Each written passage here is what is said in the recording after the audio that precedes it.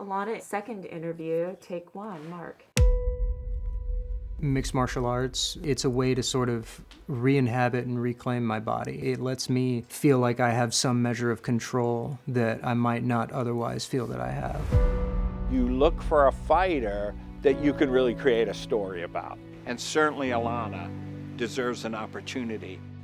MMA is probably one of those sports where people are most going to be pissed off about a trans woman participating because of the violent aspect of the sport in the first place. When people first hear transgender fighter, former military, they're like, no, we don't want that, we don't need that, we don't think that should even exist.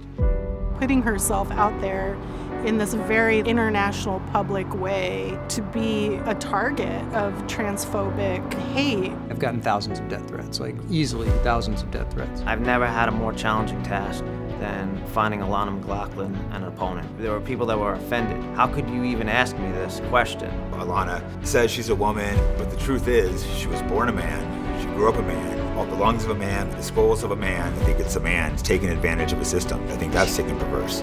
You want me in there being your boogeyman, so get me a fight. I do know that it bothers her, but I've also seen her rise above it. We just want to live and compete, and work.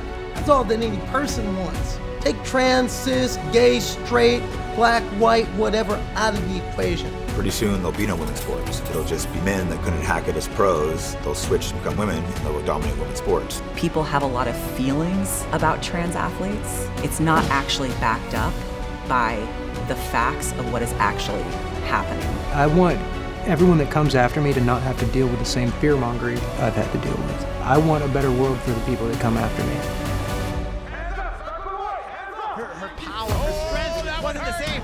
McLaughlin has to survive here. You can't keep punching like that. Alana needs to keep her hands up and her head up, because if not, it's going to be a very dangerous situation for her. The only way that trans people are going to have more freedom and more inclusion is if we step up and make that space, clear it out for ourselves, because it's definitely not going to be given to us.